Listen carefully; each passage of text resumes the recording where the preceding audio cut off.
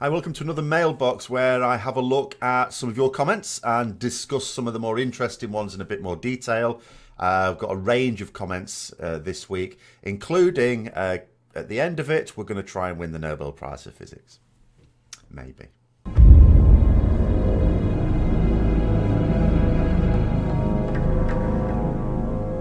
So, first of all, where's the mailbox? If you're new to this is where I plonk down a mailbox. You have to say sort of where it is, a specific location and the zone. A little bit of a story on this one. As I said, this is roughly the location where I died for the very first time in World of Warcraft, which would have been back in May 2005, but on my paladin, not this character. And it is indeed the McClure Vineyards in Elwyn Forest. So there were a few people who got this. There were a couple of people who sort of seemed, you know, I'm guessing didn't know where it was, but they didn't say. You've got to be able to say it. Now, that includes Breckner here, who technically didn't say it was in Elwyn Forest, which you should do. And the same one there. So that would have only had two people. But just to note out there, because there's a couple of things that it says, McClure Vineyards, guess you died inside the mine. No, I didn't. No, I didn't. Now, granted, the vineyards itself, there isn't really, or particularly this one, there isn't really anything to kill you. On the one further to the west there is, because you could pick a fight with a pig and come off worse, but that didn't actually happen. I wasn't that bad. What actually happened is a little bit further to the east there are some bandits, and I picked a fight with more bandits than I should have done, i.e. more than one, as a paladin. And so, first of all, I tried to Hearthstone to get out of the way. That wasn't happening. I kept interrupting. So I then tried to leg it, and I got as far as, probably not quite this far, but I got as far as the vineyards before they finally killed me. So, yeah, it was the McClure Vineyards and, Elwyn Forest. So, this week's, now I have to give you a little bit of a clue possibly for this one as well. This particular location, so what we need to remember is the location. It does have a name, this place, and the zone. Don't forget the zone. Now, this does have, the name of the location includes the name of a character that's had some prominence in, should we say, at least the part of Battle for Azeroth that we've played through so far. They may not have prominence later on, we don't know that. But in the here and now, they've been a fairly prominent character, and this place is named after them.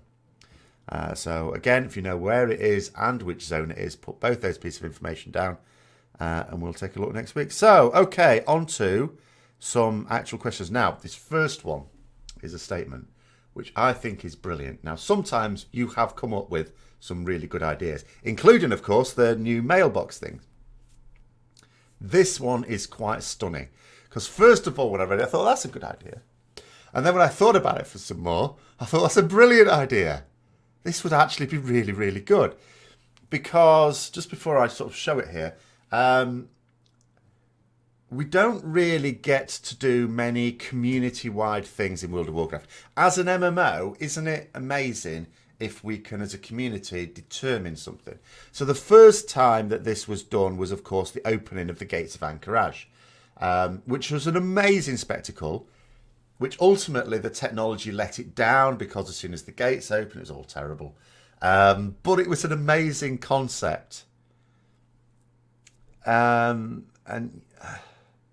it hasn't really been repeated since. Until, I mean, Warfront's a little bit, because now what we do as a faction is we turn in, resources to unlock the Warfront. It's not quite on the same level. Now, this one, I think would be. Now, I have to say it probably won't work in World of Warcraft, unfortunately. Or at least in modern World of Warcraft. But it says, maybe what's going to happen is that each player makes their choice, and although, because this is all about choice in the game, I'm not going to talk about that, because that's into spoiler issues. I'm not going to have any spoilers in today. So there were a few comments I wanted to talk about, but I thought, no. And although nothing will change in the immediate, maybe the hero with the most votes will gain power towards the end of BFA, meaning Sylvanas could be overthrown. This way the choice has been made overall, and if the world changes, it changes for everyone. So this is all about, the idea of choice in MMO. Can't really have it because ultimately, if you make meaningful choices, that's going to have a meaningful effect on the world. But we all experience the world in the same way. Yes, sure, we might slowly change some areas. But as people catch up with the quest, those same zones would look differently to them as well. So, for example, on the steps of the pyramid, I'm going to have to learn the name of it. I can't be arsed. So when I go, as many of us, when we go there, there's a load of Forsaken guards outside and some dead bodies, which they still haven't cleared away. Whereas someone who's just arrived there, those dead bodies and those Forsaken are not there. So a slight difference there. But ultimately, yeah, we can't independently make choices, and other people make different choices, and the world then looks different as a result, because the whole story diverges. We can't do that in an MMO. But what we absolutely could do is if Blizzard devised, and I know straight away where their objection to this would be going, so I don't think they'll ever do it, but could devise effectively at least, some different story strands. So this story, okay, it could go in this direction, it could go in this direction, and it's down to the player's choices. So you do quests, and then every now and then, not saying all the time, but every now and then, a quest has a choice, and depending on the number of people that make each of those choices, and it could be a different one for each faction, that determines the way that storyline goes. So then for the next patch, what we end up getting, because they'll have come up with two different versions, what we will get is the version that most of us opted for. And yes, at the end of it, it could well lead to the story being very, very different. Now, of course, you would have to do this like internationally. You couldn't just do it realm by realm. That would be interesting, but ultimately just messy.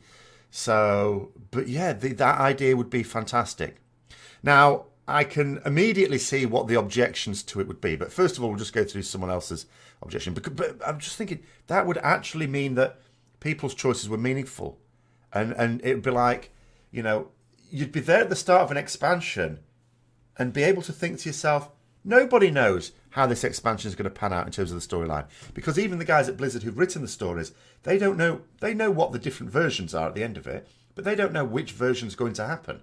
Wouldn't that be exciting for even the people working at Blizzard? But anyway, someone's saying, I can't see it going that well for Blizzard, especially for the losing side. Sylvanas overthrown, that's another war. I mean, that doesn't have to be one of the conclusions, because that's another war chief, 3 or 4 expansions in a row. But I would say to that, who cares?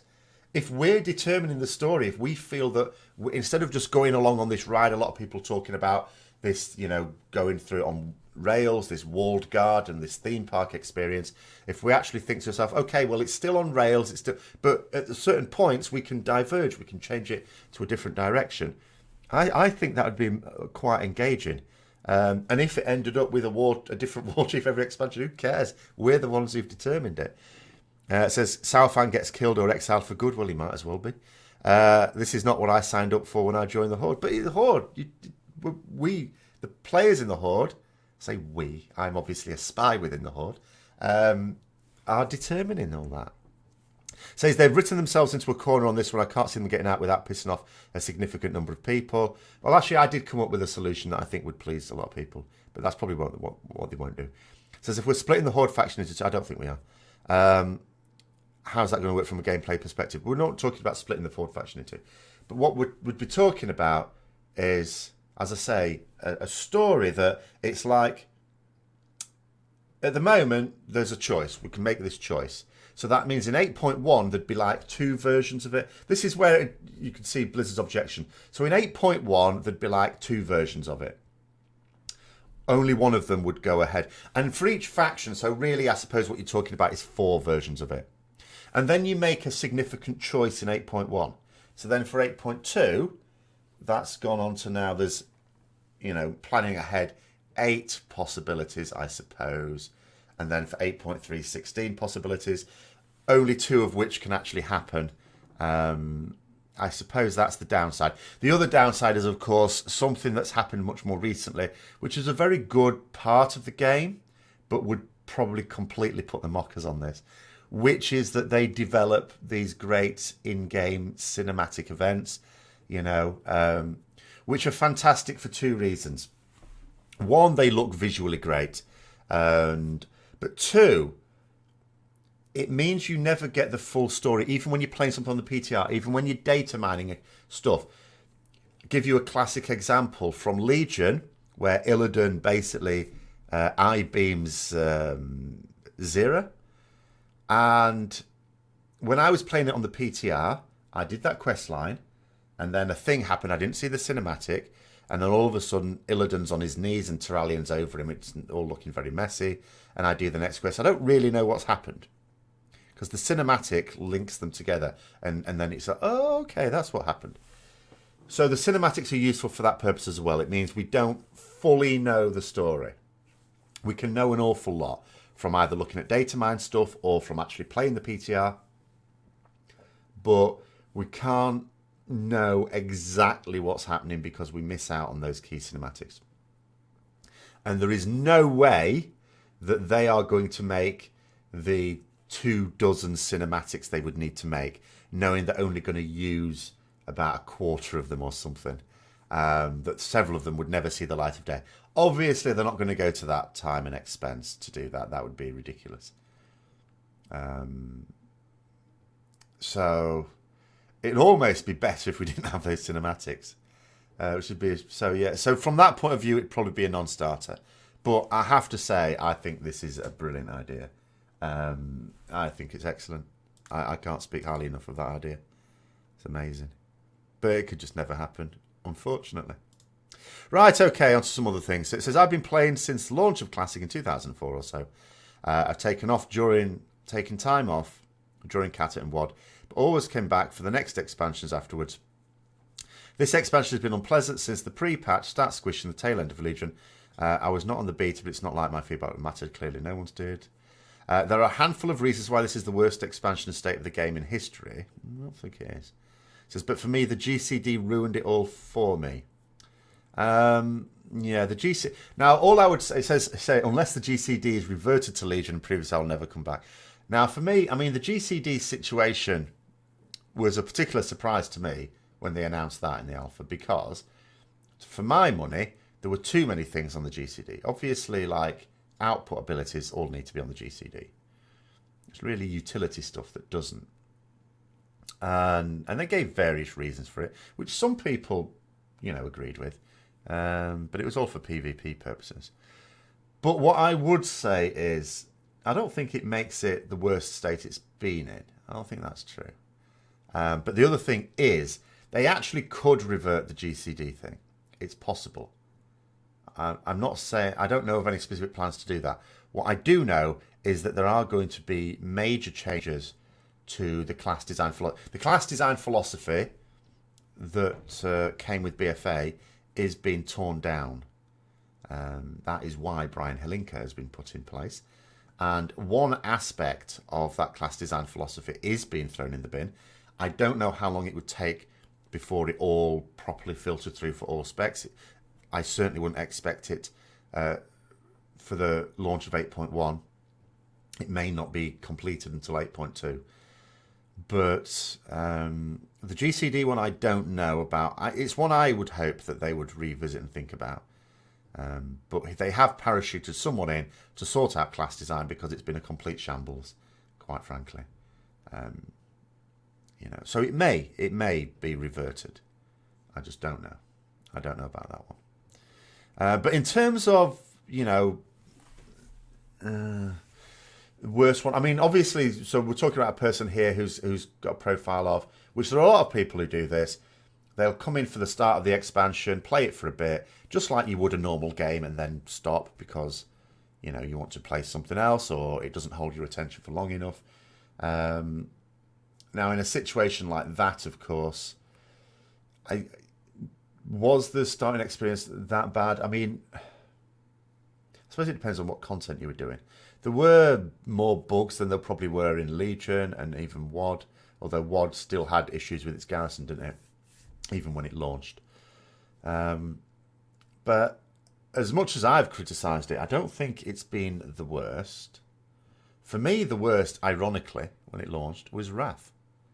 And that's why that's the expansion where I quit the game. But that was from my point of view. I suppose it depends on different points of view. But yeah, in terms of the GCD thing, it's possible. I think all aspects of class design philosophy that were introduced in BFA are going to face scrutiny. Now, it may be that some of them are still retained because, Brian Helinka agrees with them, but it may also be that he says, no, that's stupid. So we'll have to wait and see on that one. Right, next one. So they need to stop working on next expansions until they perfect the current ones. Well, on one level, they can't, because they can't have those, massive dead times at the end of it. You can have a bit of a dead time, but not massive, not like it has been for the past few expansions, until they sorted it out in Legion. That being said, it comes back to what I keep saying about it. If an expansion was new zones, new quests, all right, maybe new levels, although I wish they didn't do that. New dungeons, new raid, all that sort of stuff. If that's what an expansion was, as it is for many games, including MMOs, if that's all an expansion was, then they could absolutely avoid a lot of the problems they have with these systems, that they have this time to put this system in place. Because then, when it comes to new game systems or new loot systems, anything like that, they don't have to release it at the start of an expansion. They could release it when it's ready. They could bring it out when it's ready. I mean, what would be the problem with Azerite gear appearing mid-expansion? It wouldn't really matter. You just have one raid tier where you're getting tier armor from it, and then the next raid tier comes out, there's no tier gear, but that's when we're introducing Azerite gear, and then it gets added to the loot tables for the dungeons at that point, for Mythic Plus dungeons and stuff like that. You could easily introduce that mid-expansion. So if the selling point and what comes with the new expansion was just the new content, then we'd be fine. Class design could just be done as and when it was needed, instead of, we're going to be having these new abilities or changing these abilities. Because that's the thing. We're in they've boxed themselves into a corner, really, with class design especially, because people expect, it's their fault because they used to keep doing this in the early days, but it's not sustainable for the long term for this many expansions. But they kept announcing, class is going to get new abilities and new ways of working. So now they just feel that this has to be the case. But they also came to the conclusion a few years ago that we're having too many abilities, so they're pruned a load.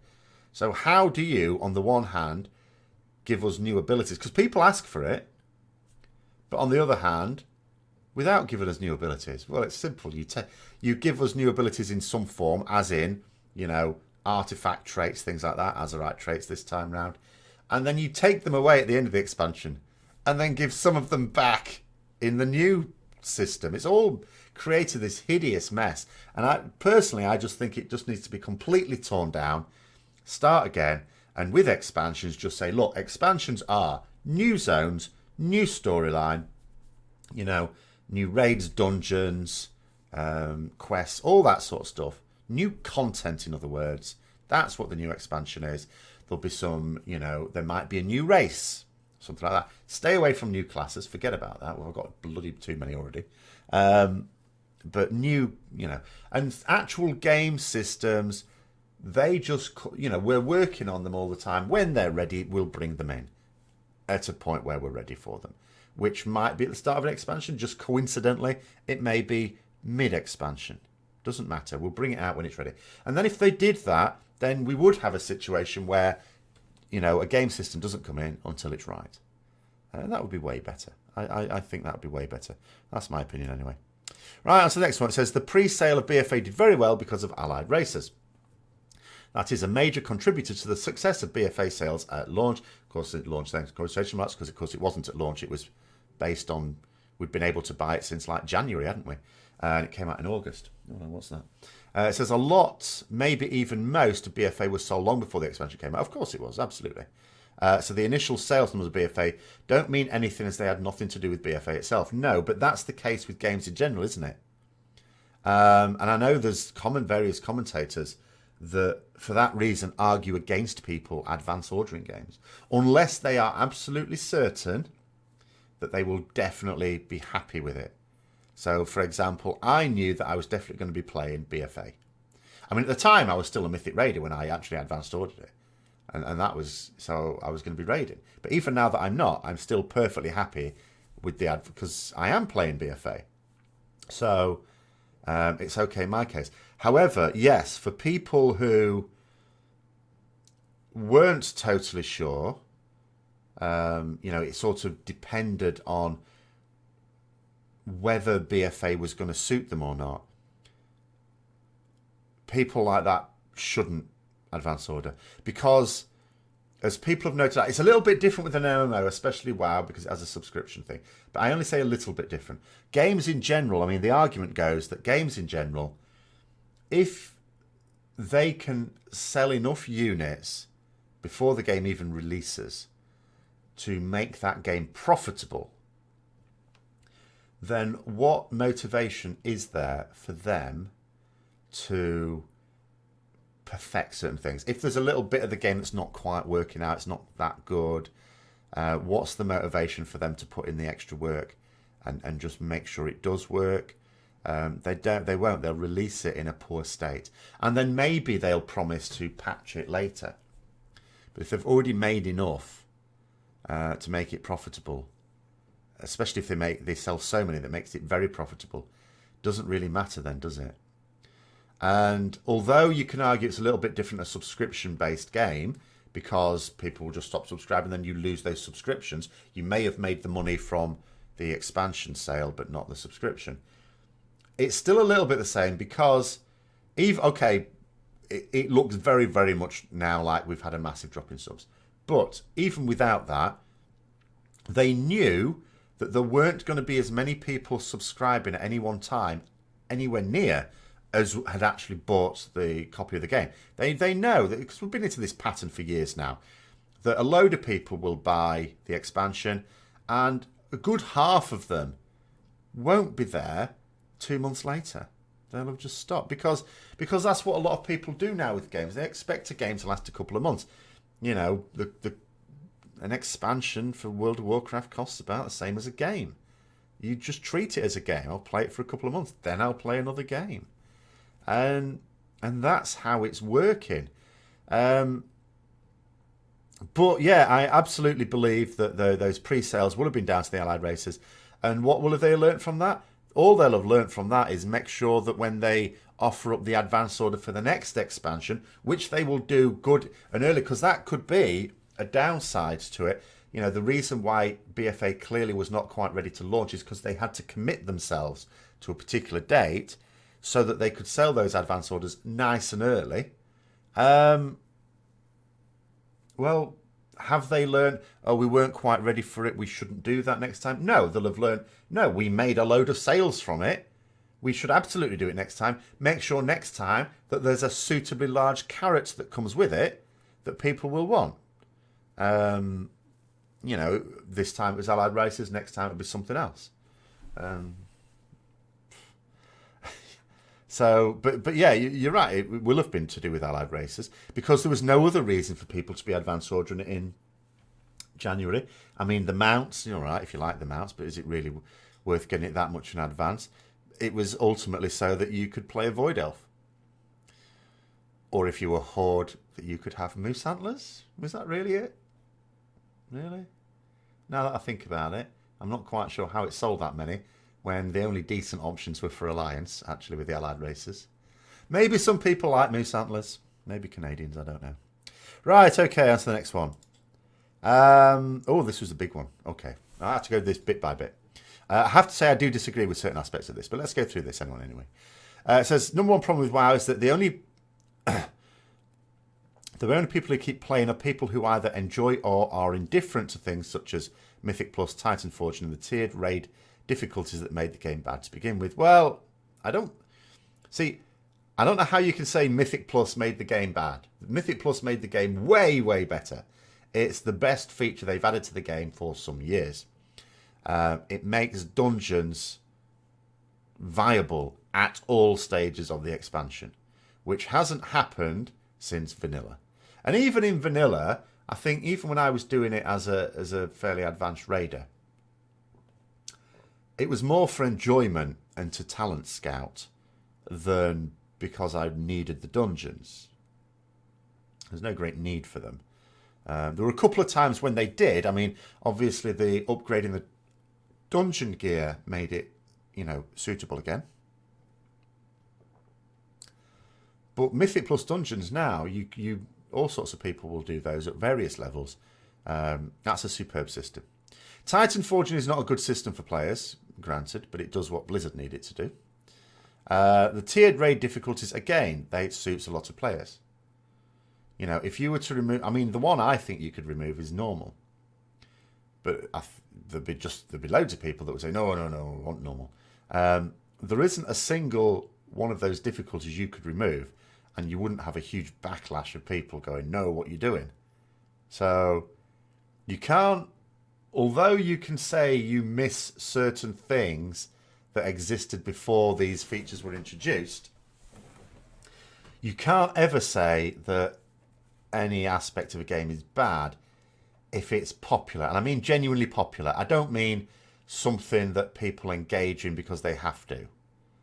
I think there's certain types, sometimes they put content in that a lot of people will do, but they'll do it because they feel compelled to do it, not because they enjoy doing it for itself. But the different raid difficulties engage a lot of people. We have gone from a situation where raiding was something that only the more dedicated players did. I say the most dedicated. I mean, that's in itself a fairly subjective term, isn't it? But, a relatively small proportion of people raided. Maybe 15% at some level. To over 50%. There's over 50% of people now. And bear in mind that there's a good chunk of active accounts that don't even make it to level cap. I don't even know what the proportion is of people who raid that make it to level cap. It could well be almost 100% of people who get, it could be 80, 90% of people who get to level cap will do some form of raiding, even if it's LFR. So it increases engagement with that content. And yes, okay, LFR isn't really what I would consider raiding either, but it is raiding. Anyway, it says, I've been saying forever that these systems just aren't fun, but that's subjective. They are. Some people find them fun. There is no sense of meaningful progress. Again, the issue is there. Yes, a lot of those... Well, Mythic Plus, I don't know what you're talking about there. Mythic Plus does offer meaningful progress. A lot of the systems don't offer meaningful progress, but you're also making the assumption that people want meaningful progress from their game. The people who want meaningful progress from the game will be the people who will either do Mythic Plus dungeons, rated battlegrounds or arenas, or Mythic raids. Those who don't want meaningful progress or may not do that. They may or may not. There might be other reasons why they want to do those things. Not everyone wants meaningful progress. Some people, most people in fact, just want the game to be a bit of a distraction for a few hours. That's all they want from it. It's like reading a book. That can be what a role-playing game is. It's like an active book, a story that you're going through. So there's no continuity to any of the content when you run every dungeon 1,000 times. Bit of an exaggeration there. On different difficulties, get into a raid, run through normal, again on heroic, then smash your face against mythic until the next raid comes out. But again, you're missing the point. Not everyone does the mythic. That's the point. And yes, it's bad. I've obviously experienced this as a mythic raider. I didn't like the fact that when you killed a mythic boss for the first time, you weren't actually killing that boss for the first time. You'd already killed it a dozen or more times, depending on where the boss is. That's compared to how it used to be, where when you killed a boss, you killed a boss. That was it. That was the first time you ever saw that boss go down. If there was a particular sequence or phrase that it uttered or animation, anything like that, was the first time you would ever have seen it, unless you look these things up on YouTube. And that was special. But they've got to service the majority of their player base. And that's the bottom line. And that's what they've done. Says all of that, if raiding only existed in its mythic form, so there was no mythic, it was just called raiding, but it existed only as mythic now, this game would be much less engaged with. Whatever subs they think they've lost now, that would have been surely the case for some years now. and if they didn't have Mythic plus Dungeons. So if the game existed like this, so the expansion comes out, all right, you've got your world quest and your islands, and then you can do normal and heroic dungeons, and then that's it for dungeons. And then for raiding, it's like, do you want to do Mythic or not? And if you want to do Mythic, then you're committing to, gearing your character up, looking through tactics, looking through logs, getting your character ready so that it can do the hardest content. No gentle step up or anything like that for anyone. And then that's it. How many people are going to do that? Not many. And then there'll be an awful lot of people that will look at the game and go, there's nothing in this game anymore. The game would have already died out, quite frankly. So it says, then the cycle just goes on as opposed to the older expansions where everything was legitimately relevant content until you outgeared it, unless you were in a huge guild that was on the cutting edge going into the new content. That new content was always more of a future guild than immediate. Yes, that could have been interesting for a lot of people. But the other downside when you look at that older content is someone coming into the game later on would have no chance of engaging with the latest story. So someone coming in TBC, if you join TBC a year into it, you would have to, go through the dungeons. Then you have to go through heroic dungeons. You have to do all the attunement for Karazhan. You do try and get yourself into some pugs for Karazhan, which would probably be easy because you'd have well-geared alts and stuff like that doing it by then. But then you'd have to go through that Magtheridon's Lair, Gruul's Lair, do all your attunements to be able to get into the next tier. And then you'd have to kill Lady Vash and Kael'thas to be able to get your attunements to, first of all, Mount Hyjal, and then kill the first boss there to get your attunement for Black Temple. All that business was very, very messy. And it was almost pointless offering. I didn't actually quite understand what the catch-up gear was even for, because you'd have to still do all the attunements to get into the raids anyway. So there's that side of it too. Whereas now, people can come in, the story's advanced, and you can join it wherever the story happens to be, which you couldn't do. And as I say, from my point of view, I didn't appreciate it either when that system went away. But that's from my point of view. But from the majority players' point of view, what was in the game for them? What was in the game for someone joining a year in? Nothing. Says that new content was always more of a future goal than immediate. And here's your new raid, run it on LFR. The minimum eye level is lower than heroic dungeons. Who cares? Well, because the other thing is in Wrath. Wrath, people always laud Wrath. Wrath did this. Wrath had the easy raid. It basically had LFR in all but name. The easy mode 10-man was basically LFR. It's just that in Cataclysm they just created this thing where you just automatically queued up, because that's what you didn't do. You had to physically find a group. That was the only difference between the easiest mode raids in Wrath and the LFR that eventually came. It's LFR, you just automatically queued up for it and got transported there. Whereas in the other ones, you had to find a group. But in terms of the actual raid itself, the raid experience was no different. It says, every expansion, friends come back, play through the new quest lines, hit cap, gear up a bit, then raid drops, then run it maybe 2 or 3 times, then just stop playing. But the reason for that is not because the game isn't engaging, it's because those players are the sorts of players that get bored of a game quite easily. That's why they come back. They've come back because there isn't another game that's holding their attention for that long, and they're leaving after 2 or 3, whatever, weeks, months, whatever, because this game hasn't held their attention. So that's not evidence of the game doing anything wrong. That's just those players. Because if those players were the sort of players who would be engaged by a single game for a particular length of time, they wouldn't have come back in the first place, because they'd be being engaged to this game that apparently is superb and ideally suited for them. The fact is there are some players who just come to a game, play it for a couple of months, go to another game, play it for a couple of months, and so on and so on, and just keep going round and round and round. That's just the way some people play. And there's nothing that World of Warcraft can do to retain them. Nothing at all.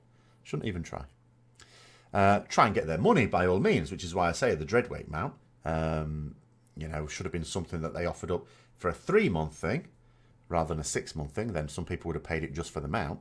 It says, when it comes down to the end game, as just went in a... Oh, didn't explain. I should have deleted that.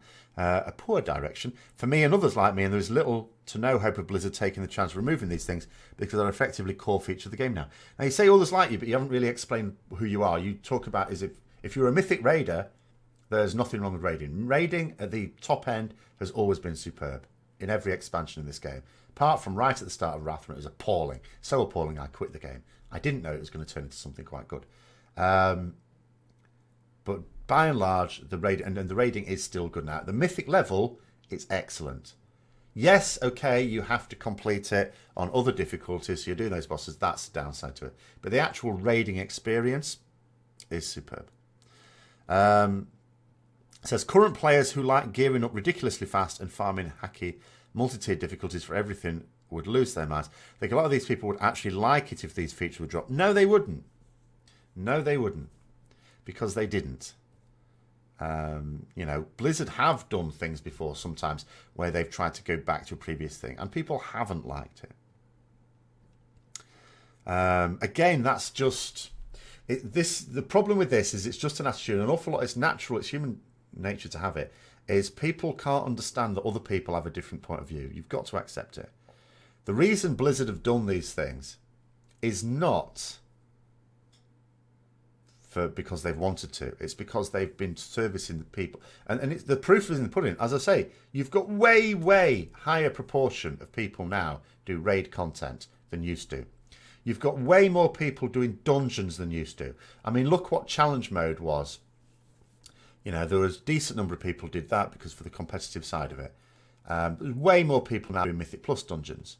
It's more engaging because the affixes make it more engaging. It's not just an increase in difficulty. It's a different experience. You do a +8, Siege of Borealis one week and a +8 Siege of Borealis the next week. They're both +8, but it's a different experience those 2 weeks because of different affixes. That's great. That's a masterstroke, that. And it's much more engaging. Getting rid of these systems? No, people wouldn't like it. People wouldn't like it if we go back to the situation where you just outgear a dungeon and then it's useless to you. No one's going to like that. No one's going to like the fact that a raid is either something you can do because you play the game seriously enough to be able to do it, or you just have to miss out completely. There is no one who's going to appreciate that. This idea that people keep saying that if you set the bar higher, that people will stretch to reach it, only happens with a small number of players. We know that from the time when that bar was set high. We can see how many people engage with this content, and we can see how much it massively jumps up when they put the different difficulties in, which they did, by the way, very early on in the game. I mean, Wrath of the Lich King, that was 4 years into the game, they put that in. A single raid tier with triggerable hard modes or tactics for achievements. Well, we already have that. We already have that, the achievements for raids. That's been in the game for quite a while now, ever since achievements have been in the game, that you can give yourself a harder time of it and you get an achievement. And I know possibly what you're also referring to there is the way it was triggered in places like Ulduar. But again, people didn't like that. Some people did, a lot didn't. That's why they changed it. Conquest tokens with PvP, I don't care about that. Just because it's really better content as long as they give it a chance. They did give it a chance, and it wasn't engaged with as much. They changed it, people engaged more with it, and they said, oh, we'll keep it like this. And then they changed it again. It's like, oh, even more people are engaging with it. Great. That's the bottom line. I cannot criticize Blizzard for not responding to what people want on one hand, and then say, oh, they should go back to the time when it suited me personally more, but had lower engagement. Engagement is the key metric. So, What basically I would say, this person, is you don't enjoy the game. Just have to deal with it. If you don't enjoy the game, you just have to stop playing with it and go and find a game you do enjoy, or an activity you enjoy. And that's all you have to do. I never criticise Blizzard. I've never criticised Blizzard at any time for introducing something that I personally don't like. I've only ever criticised them if it's quite clear that a lot of people don't like it, that it's reducing engagement as opposed to increasing it. If they increase engagement, even at the cost of my enjoyment, well, so be it. You know, that's the nature of, a democracy, I suppose. Right, on to the next one. So, this is exactly right as well, by the way. It says, someone big saw the drop in subs and the constant negativity. I don't think it had anything to do with the constant negativity, though. And put their foot down, told Ian to, with his philosophy and grand scheme, and just deliver what the paying customers want. I very strongly suspect that is exactly what happened, apart from the negativity. People put too much emphasis on the backlash on forums and things like that. Totally irrelevant. Because that backlash was there all the way through alpha and beta, and it was there in the first few weeks of BFA as well. But remember, during the alpha and the beta, they were making massive pre-sales. So, you know, it was like, well, we'll make, you know, loads of people are buying this game. So they could ignore that criticism. When it launched, they didn't know at that time, you know, there's no way of them telling that people were being turned off the game just because they complain on the forums. Well, do you know what? People complain on forums. That's what forums are effectively there for. People are far more likely to spend the time typing something on a forum out of complaint than they are for the purposes of praise. That's just, again, human nature. So it's easy to dismiss. Has nothing to do with that at all. You know, action only started to happen quite recently, a few weeks ago. And at round about the time where it would be possible that if there were going to be a massive turn off from the game, that's when it would become apparent. Which is why I now believe, although I don't believe it's exactly in line with the figures that were effectively leaked, that I believe there has been a massive drop in subs. And I also believe, because how could it be otherwise in any business, that someone from on high has definitely said, you need to sort this out now. And that's why, you know, that's why the responses to all this criticism has gone from justifying it and saying that we don't know what we're talking about to, oh yeah, we totally agree with you. They've gone from telling us we're stupid and don't know what we're on about, or at least ignorant, to, yeah, we totally agree with you. So there's been that change. And then, as I say, you've got the likes of Brian Helinka, who's been flown in to basically a new role, or he's been given what sounds like a new role. I don't think it actually is. I think he's been given that to try and disguise the fact that he's been parachuted in to sort a mess out. But that is effectively what has happened there. You know, so everything that's happened, all the extra Q&As that we've been getting, above and beyond what we'd normally expect, is all part of that, the Reddit AMA, all the rest of it. I am absolutely certain someone has said, you need to sort this out right now. No messing about. You know, whatever you were doing before, stop it, because it's wrong. But I don't think it has anything to do with the negativity. I think it's entirely to do with the voting with your wallets. So the next one, right, the Dreadwake. The plot thickens and thickens, and it goes one way and then the other. So, for people who've missed this saga so far. So, the Dreadwake mount. So, it was a promotion, of course, and I sort of said that although I didn't believe that it was a mount created for this specific promotion, that it was created in advance, and therefore at some point they had planned to give it out. And then someone said, oh, they don't think it was for that at all. They think it was probably intended as the BlizzCon mount. To which I thought, that's possible. That's possible. I don't have this myself, by the way. I was going to get it, and then I decided not to. So then I thought to myself, I said, basically, this might be interesting. Now, there's not been that many mounts given out, BlizzCon mounts. Not been that many, but there's been a few. Now, when you get a BlizzCon mount, it has a BlizzCon flag on it. And I said, right, I can believe that if it were intended for BlizzCon and at the last minute was released for this promotion, they had very, very little time to make changes. I could believe that they'd get rid of the BlizzCon writing on it. I'm not an artist. I don't know exactly what's required for all this. But I do not believe they could actually remove the flag. I think that would be too much work. So I basically said to people who had the Dreadwake mount, is there a little flag on the back that would look very much like a BlizzCon mount? And people said, yes, there is. And I thought, maybe it was intended as the BlizzCon mount. But then, as some other people have noted here, so it says, just wanted to mention that a potential reason for the flag on the Dreadwake mount is because it uses mostly the same mesh as the BlizzCon mount from the last year for the Alliance, which did have a flag. So it could be the case that removing the flag was more difficult than just changing its colour. It also would not make sense for them to use the Dreadwake as a BlizzCon mount because it's very similar to the Alliance BlizzCon mount from last year. So, have a little look at this. Because I took some... Well, someone very kindly with the Dreadwake mount sent me a picture. So it's a little bit dark on there. But that's the one on the right. And I got into my Alliance BlizzCon mount and took a picture of that. Now, so what we can definitely see here is the flag is a different shape, to be fair. The flagpole, for want of a better word, is exactly the same. And you can see, yes, you can clearly see that the Dreadwake mount, the body of it, is based on that BlizzCon mount from last year. Was it from last year or the year? I can't remember. Let's say it was last year. So yes, now I'm swinging the other way and thinking, so it wasn't a completely unique mount that they made from scratch. They've based it on a previous mount. They've made it different enough that it looks like a unique mount. It's not just a recolor, at least. But the mesh, indeed, is exactly like the Alliance airship thing. So maybe it was just cobbled together for the purpose of a promotion. Maybe it was intended to come later on or something like that. I am now looking at it and thinking they could still have released it as a BlizzCon mount.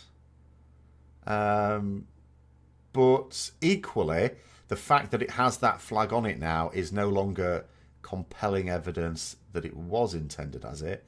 Because as you note there, yes, it could just be... Because it's the same, isn't it? It's even got the guns in the same position.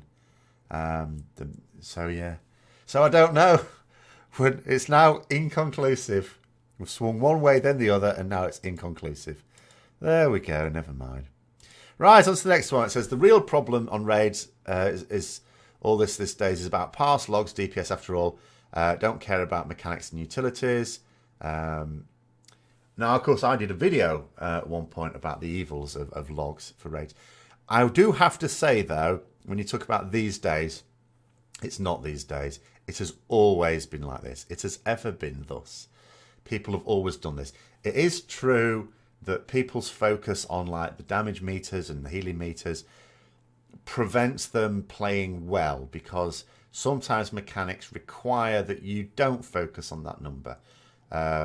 Sometimes effective healing requires that, you know, you need to make sure you need to take account of things like who's more likely to take some damage in the next bit of time. So who needs the most healing from that point of view, not necessarily who's got the biggest amount of daylight in their bar and therefore I can pad my healing meter.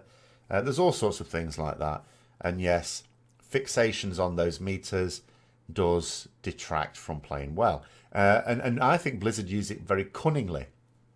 I think they're very cunning in designing encounters, particularly the tougher encounters, to take advantage of this because they'll know to themselves, well, if they just focus on their own personal damage, they're going to screw their raid over. And that's it's the player's own attitudes which adds a certain amount of difficulty to certain encounters. But it has always been there. Even before logs, and logs have been in the game for most of the game's history. Logs appeared during TBC. I can't remember exactly when. I don't think they were there from the start. I can't remember when. They were certainly there for Sunwell Plateau. They may have been there earlier. I forget. When, of course, it wasn't Warcraft logs. It was World of Logs. Then Warcraft logs came about during Mists of Pandaria towards the end and was far superior. And then World of Logs effectively died out. But even before that, even in vanilla, people always had damage meters.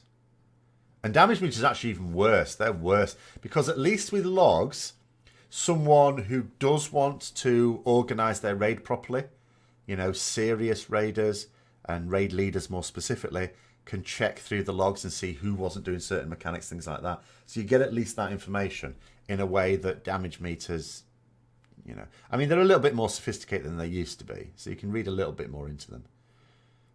But, you know, so logs have not encouraged this behaviour.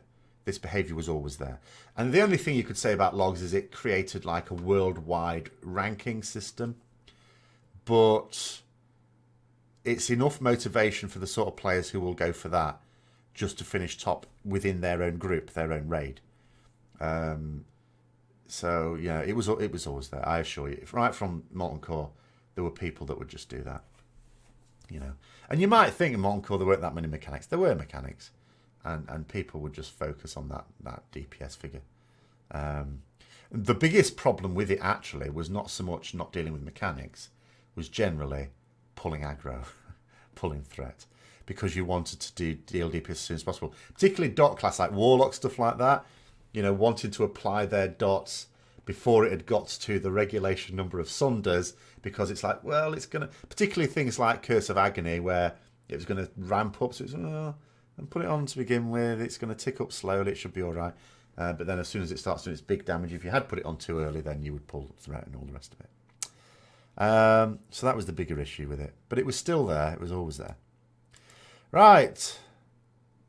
So it says, so again, this is to do with the Azerite solution. Buying a loot box with a random piece after 2 or 3 weeks of grinding is still fairly random. No, it's not. It says, I mean, or rather, the randomness in it is acceptable. You know, it says, when people say they want vendors, it shouldn't be so difficult to understand they want a predictable, guaranteed reward, not potential duplicates or worst in slot items. People don't want that. I'm not saying there's not any person, because this person is obviously one of them.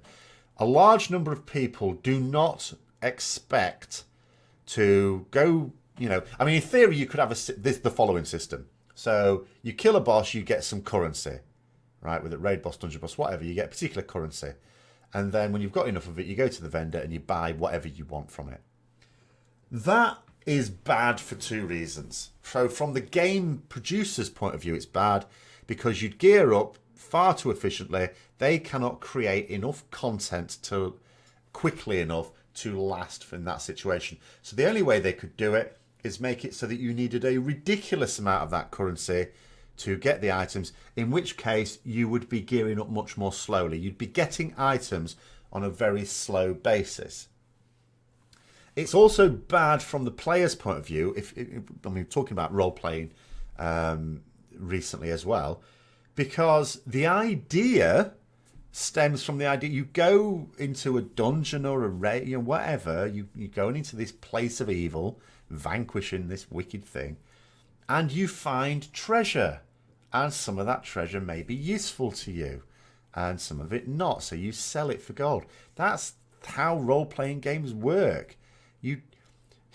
Role-playing games are not based on the idea of a party of adventurers going, oh, I hear there's a girdle of strength that drops off, you know, that is owned by this ogre king. Let's go and kill him for his girdle of strength. Doesn't work like that. You go and vanquish the evil that's terrorizing the villagers or whatever, or frightening the bunnies, and then you loot its treasure hoard and you find something maybe you like and maybe you don't. And that's the whole role-playing aspect of it. So it's terrible from both those points of view. And then ultimately, no one wants that. People just wanted to be able to get the Azerite gear. The current situation in Mythic Plus dungeons is you cannot get it without being lucky.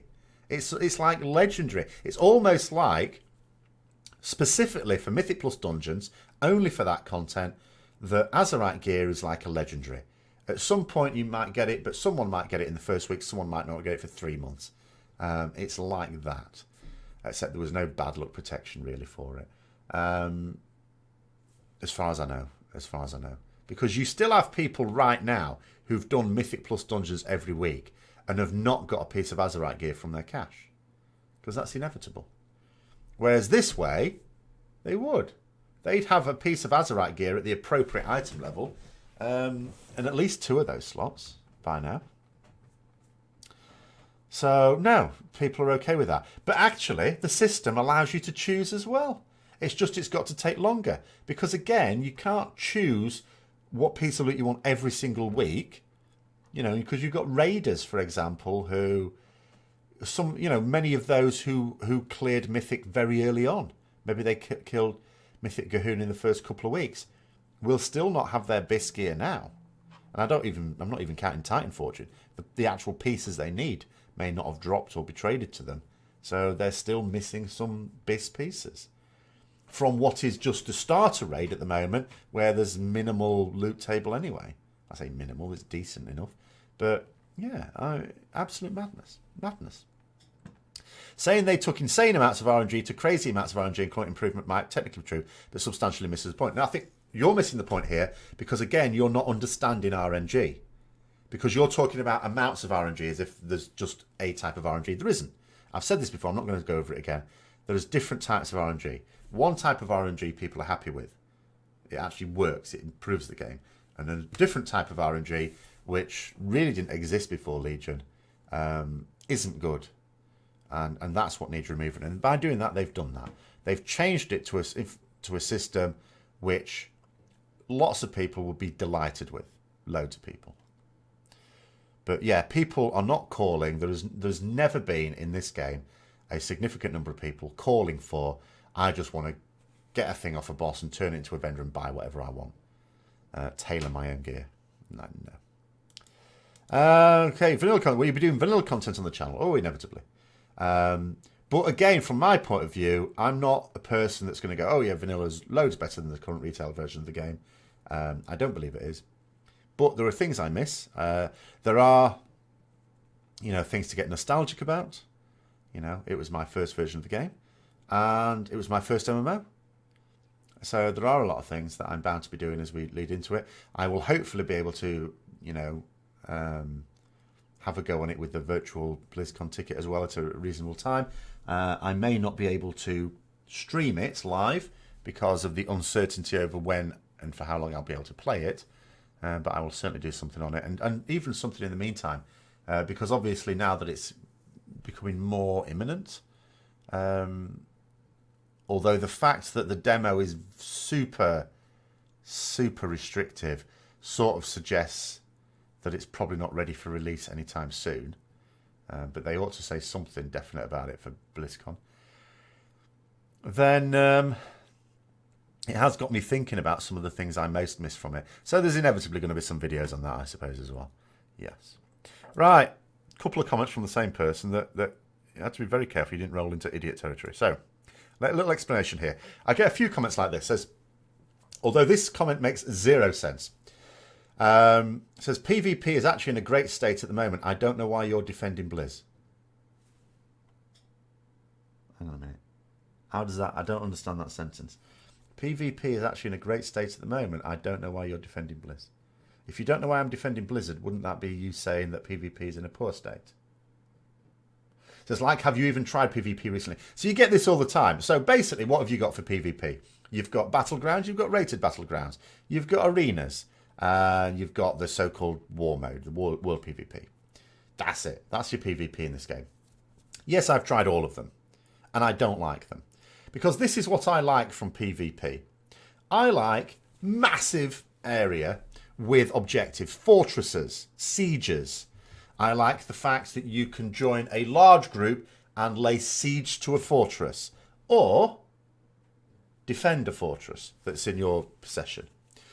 Or you form a smaller group and you take out smaller objectives, burn down farms or something like that, or cut off reinforcements. Maybe your faction is assaulting a fortress and people are rushing to defend it, and you as a small group want to pick off smaller groups who are rushing to defend it to, reduce the defense in there. That's how you're helping. Maybe you're just on your own. Maybe you just want to snipe the odd straggler.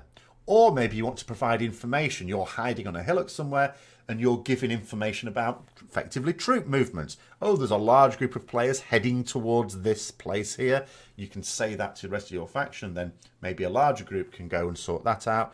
That is interesting to me. I can spend all day doing that. This is why I loved Warhammer Online for that aspect of it, even though a lot of the game was very rough and ready. It's why I like the PvP in Elder Scrolls Online. I don't enjoy it in here because World of Warcraft doesn't have that. So this thing about, have you even tried it recently? Well, one, I have, but two, it doesn't matter. It's like sprouts. I do not like sprouts. If someone asks me what vegetables do I want, and if the choice is sprouts, I don't want sprouts. I watched a video very recently, Food Wishes, which was a good cooking channel, and he did a thing where he put braised pork in a pumpkin, like a Halloween thing. Oh, I don't like pumpkin either, but maybe that would have been quite nice. But then he ruined it at the end by putting sprouts around it. It's like, no, don't do that. I don't like sprouts. And it's one of these people who says, all right, would you like it cooked like... You try it and cooked in different ways, and then you're sick every single time. It's like, you get to the point where you just say to yourself, do you know what? I don't like sprouts. And then someone says, but have you tried them today? Have you tried them this month? Have sprouts genetically, evolved or something? Are they different now? Do they taste different to they did 2 years ago? Because if they don't, I still don't like sprouts. And it's the same thing with PvP. Have they created, unbeknownst to me and kept it completely secret from me, a huge area that is the size of multiple World of Warcraft zones with fortresses in them where they're held by different factions, where you can either join a large group and besiege that fortress with siege engines and things like that, or defend it and do the thing where you're, reporting on troop movements or, taking out smaller objectives, or defending smaller objectives, or picking out stragglers, sniping people that are trying to get there. Does that exist in the game? Because if it doesn't, I don't like PvP in World of Warcraft. And it doesn't matter whether I try it now, tomorrow, next week, next month, next year. Until they add that, I don't like PvP in World of Warcraft. People are just going to have to accept it. And then the same person, again, sorry, I almost had to put the idiot thing on here, says, taking 7 weeks to get the one piece you need is not reasonable. It's like, and it says, if you think so, you're delusional. Like, that's always been in the game. There's been some items in this game that took me months to get. In fact, in vanilla, even when you did Nax Ramus, you sometimes still go back to Molten Core, because there's still a couple of items there that'd be all right. All right, those days will never be there again. It took me... I was in Nax when I got an item from Molten Core that I really wanted. People take things... And even now, with the situation we have now, waiting 7 weeks to get the piece you want is not unusual. As someone who's done Mythic raiding every expansion apart from this one, or the hardest mode raiding, 7 weeks is nothing.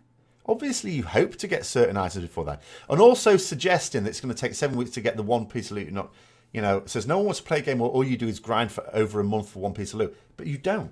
It's not like they're taking systems out of the game. You will still get all the same number of pieces of items with the new system that you do now. You will get items every single week if you do the content. Every single week, guaranteed. The difference is that now you're getting to say, I want that definite piece of loot in whatever time it is. The 7 weeks has just been made up. Whatever it happens to be. Hopefully I'll be able to investigate that myself next week. But I do need to do a Mythic plus 10 this week in order to test it out. And unfortunately, we're struggling with that at the moment. Because my normal social group apparently was dead yesterday. So they said anyway. Given that they were able to tell me they were dead, I'm not sure I totally believe it. Anyway. But yeah, so... What? People spend that amount of time getting the specific item they want all the time. Has always been in the game. Absolute nonsense. Because the person is like reacting as if you're not going to get any loot at all for 6 weeks and then suddenly you get the one piece you want after... No, that's not how it works. You still get your Mythic plus cash. You still get your items dropping in the dungeons that can Titan Forge. And all the rest of it. Absolute madness. Madness. Right, let's get on to something a bit more sensible to finish off with. Although not World of Warcraft. There's another science corner. I hope this isn't going to become a tradition, by the way. So, someone asking now. So someone asked about antimatter last week. So we followed it with another cosmology question. I won't be able to answer this to everyone's satisfaction, I have to say, I'm afraid. Says, I have another science question. Hopefully it's not a dumb question. If matter is made up of atoms, what is the best theory on what dark matter is made up of? It's nothing to do with atoms as such. Dark matter basically is just a word that physicists use to say it's better than saying don't know. It's simple as that. Dark matter is matter that they don't know what it is. There are a couple of things. Now I'm going back to my university days here. I have to say I've not totally kept up with this, but ultimately, if they knew what it was, they wouldn't call it dark matter anymore. They'd give it a name. And there were a couple of types of thing that could potentially account for the matter that we know exists out there that we can't directly observe. And it was absolutely fantastic. Cosmologists and particle physicists both are the best at coming up with names for things. So the two candidates were WIMPs and machos. So WIMPs are weakly interacting massive particles. So now the problem with these is it'd have to be things that can interact with extremely weak forces, which will include gravity, of course, which is the weakest force, and potentially even forces that are weaker than that, which sort of messes about with the standard model a little bit. But it relies on a particular adaptation of what's called the standard model that hasn't been observed. The problem is, what physicists tend to do is they observe something in nature, then they try and explain it theoretically. Some theoretical physicist comes up with an explanation that seems to work mathematically. Then they need to look for the evidence. So this sort of thing happens all the time. They need to look for the evidence for it. It's a bit like the Big Bang Theory. The Big Bang Theory, the evidence they knew they needed to find was the background radiation, which they then found. And then it's like, oh, we've got the evidence for it. A similar thing with this. Now, the evidence that they need to observe, they haven't observed yet. So, one of the things they've used the Large Hadron Collider is to try and observe the evidence, the behavior that's expected if these things exist, and they haven't been able to do that. Now, absence of evidence is not evidence of absence. Doesn't mean to say they're not. It's just incredibly difficult to find the evidence. But yeah, so at the moment it's just a theoretical thing. It might be true. Don't know. No evidence for it. The other thing are machos, which are massive, compact halo objects. Now these are, it's massive. These are basically stars of different types. So there are stars which can't be directly observed, which could also, and if there's an awful lot of them, could account for an awful lot of the mass around galaxies.